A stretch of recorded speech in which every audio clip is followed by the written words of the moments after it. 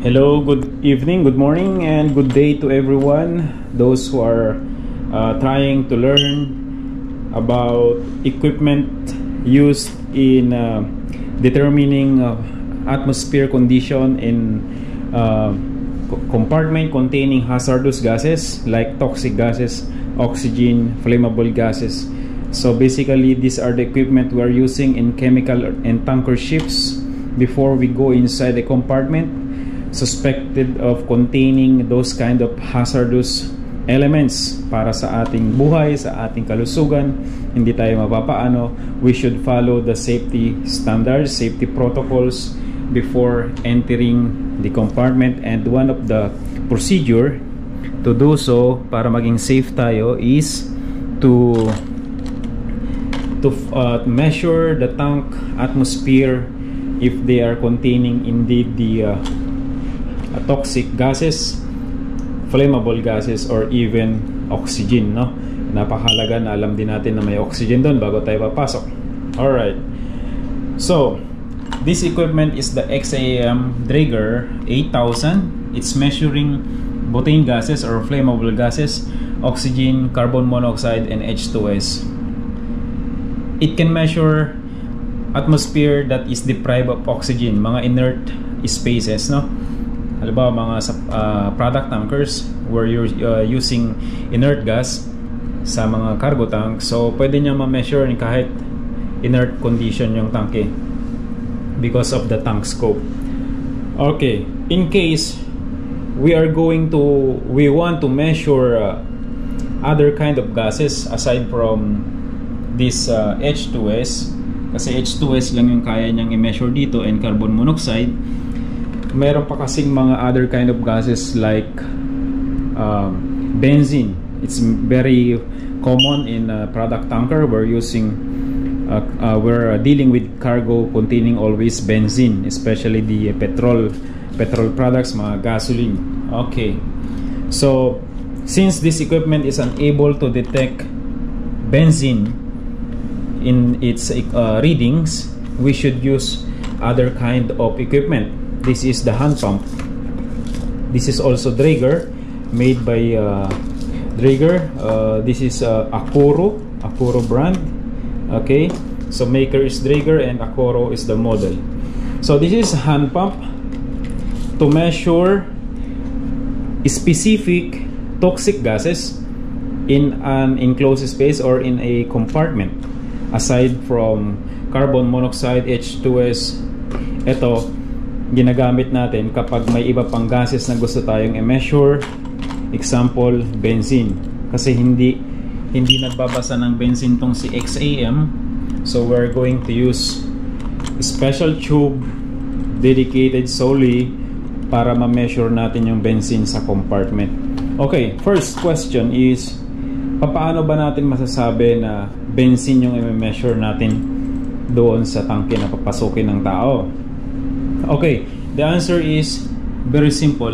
You have to look on the previous cargo na inilagay doon sa compartment na yan. For example, cargo tanks. The last cargo loaded here is gasoline. Okay, so after loading, kailangan nating magwashing ng tangke, then kailangan nating bumaba for mapping or for further cleaning. Before we can do that, even though the tank has been already cleaned by water or by seawater and fresh water, kailangan pa rin nating i-measure yung atmosphere niya kasi merong naiiwan doon na mga traces of these hazardous elements. And to know the kind of hazardous elements that contain this gasoline, this specific cargo, punta tayo dito sa section 8 ng MSDS ng Material Safety Data Sheet. On the section 8, it says here the different hazardous gases na pwedeng malanghap ng tao because of this cargo. Number 1 is gasoline. Number 2, MTBE. Number 3 is benzene. Okay, so focus tayo sa benzene kasi itong chemical na to talagang medyo delikado to sa kalusugan. It can even cause cancer. Carcinogenic kasi itong benzene. Okay, so let's read. The allowed TLB is 0.5 ppm, no, napakababa lang dapat yung TLB niya, and still is 2.5 ppm. What does it mean? 0.5 ppm is allowed, the crew is allowed to work inside the compartment for 8 hours continuously, pero dapat 0.5 or less lang ang ppm for 8 hours. Ganon siya katindi, no? Almost negligible yung dapat mababasa na benzene sa tangke. Okay, so if we're going to use this XAM Draeger 8000, there is no benzene here because it's only calculating H2S and carbon monoxide for the toxic gases. So we're going to use this Draeger, this tube, this Akuro hand pump. How to use this one? We have to remove the cover. Okay, lagay lang natin. Ayan. So this is the tube. Tingnan natin sa loob. Inside the box or the packaging is ganitong itsura niyan. So meron siyang tube, makikita nyo. May graduation siya, may reading. Ayan, may reading yan. Okay. Ayan. So there's a reading here 0.5 hanggang 2 ppm. Okay, so how to use that one? We're going to, inside the box meron siyang instructions manual how to use. Okay, so it's a different language, may English at iba pang language, so we will just follow this one. Sabi niya dito sa kanyang manual dapat daw number of strokes, you can see there, it's 1. Ibig sabihin, kapag sinaksak natin to dito sa kanyang lagayan, itong tube na to, ang number of pumping, pag buga ng atin, pag pump natin sa kanyang diaphragm is 1 stroke. Isang pindutan lang siya, isang ganon lang siya, isang pisil lang siya. If you are going to measure 0.25 until 10 ppm. Okay, so pag ganun lang kababa yung gusto mong i-measure, kunting isang stroke lang dapat yung gagawin natin. Okay, so how to do this one, how to do this? So we're going to, I'm going to sit here. This is the Akuro hand pump. Yan. Ito yung Akuro hand pump. This is the Akuro hand pump. This is the breaker, pang-break to ng dulo nito. Yan.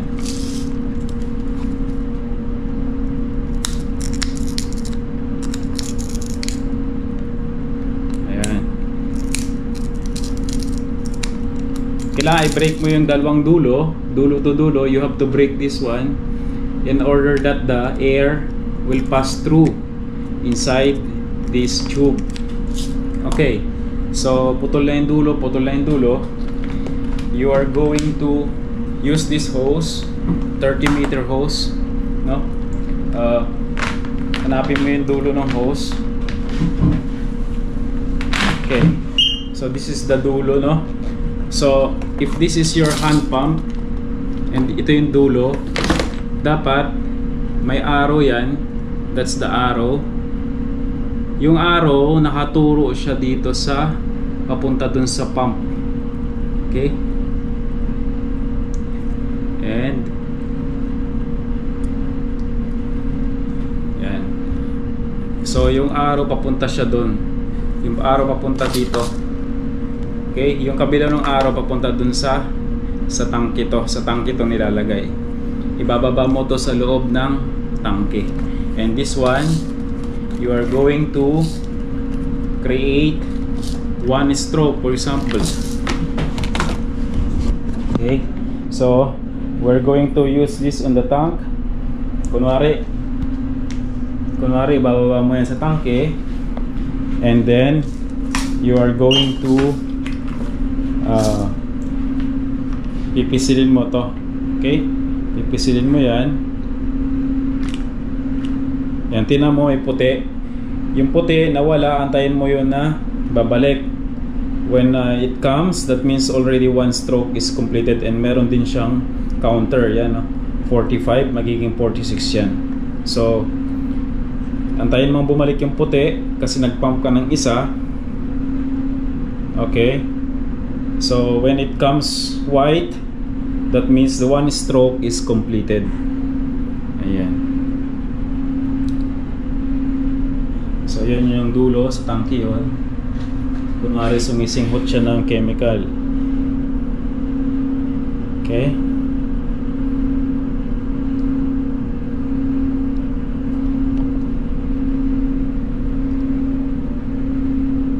ayan, nagputi na siya, no?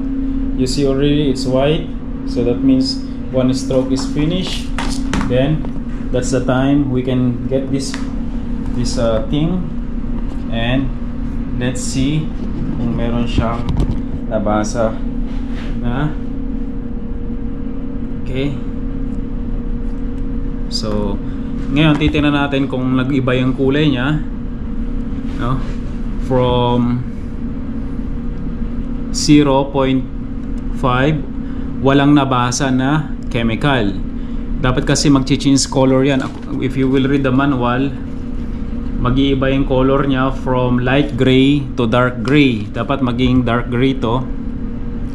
So walang nagbagong kulay, ibig sabihin walang benzene doon sa tangke na papasukin natin.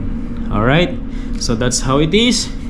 And after you use that one, make sure you will throw this in a lagayan, ano? Yan. Sa lagayan mo ilalagay. Yan, marami na tayo dito sa loob. Ayan siya, marami na. Okay, so that's, we will put it there kasama ng tropa niya, and let's make it sealed. Alright, okay.